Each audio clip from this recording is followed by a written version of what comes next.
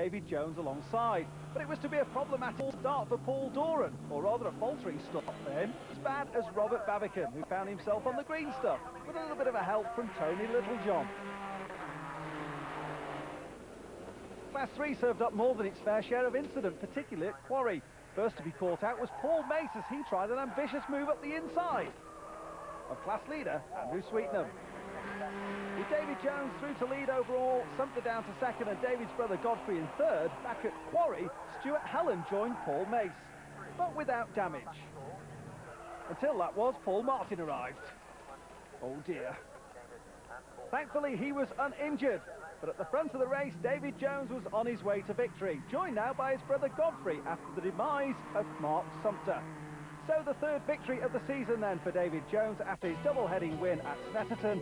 As far as the classes are concerned, Piers Maserati won Class 2 and Andrew Sweetnam Class 3. Join us for more Porsches after the break.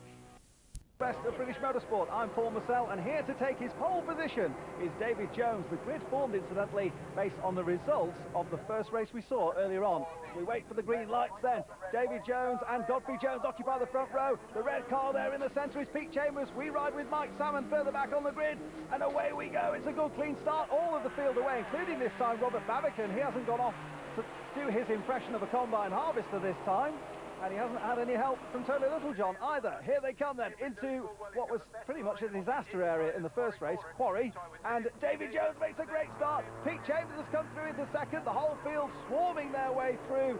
And there further back in the field in number 7, that is Julian Wiley. We ride with Paul Doran, passed on the inside by Chris Healy. Through to one of the S's, the newly configured S's here at Castle Combe. And they all stream on through. What a glorious sight they make, the Porsches. Organised as they are into 3 separate classes, incidentally, and you can tell the different classes by the sun strips on the top of the windscreen. The yellow one there indicates the Class 1 runners, the most powerful of all the Porsches, and the red sun strips, they show the Class 2 runners, with the black sun strip indicating the least powerful of all of them in Class 3. But here at the moment we focus on Chris Healy, having a great run there in Class 1, which is being led at the moment, not by that man, he's in second. There is the leader, David Jones, fresh from his victory in the first race, and Paul Doran chasing hard as well. Tucked in behind Healy, he goes, Chambers round the outside, he surely can't get round the outside there. Ooh, I thought he was going to have a crack for a moment though. Through Folly they go, and up the hill into Quarry Corner again. Tony Littlejohn, the back marker of that leading group, but again, Chambers is putting David Jones under huge pressure there. Ooh, and the back end trying to step out. Third place is Godfrey Jones, incidentally. And Adam Simmons going up the inside.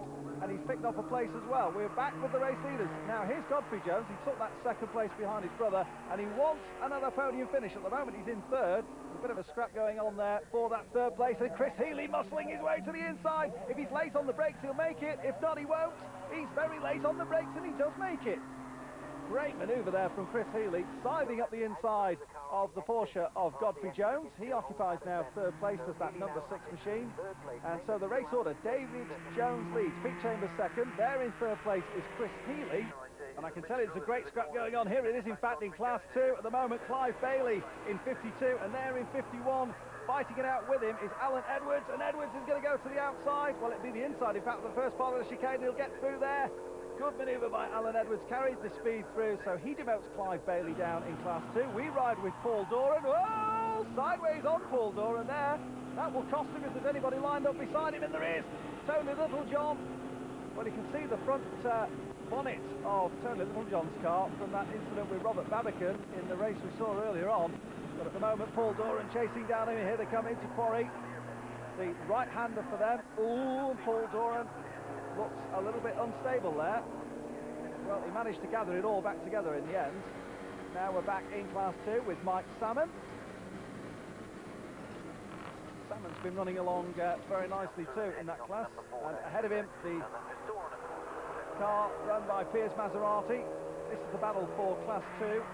But up front, still David Jones being hounded and hunted down by Peter Chambers. Oh, and Godfrey Jones comes back on the inside of Chris Healy. The car there indicating to the left is a back marker, so it's all changed again in the order. It's now Godfrey Jones in third place, ahead of Chris Healy.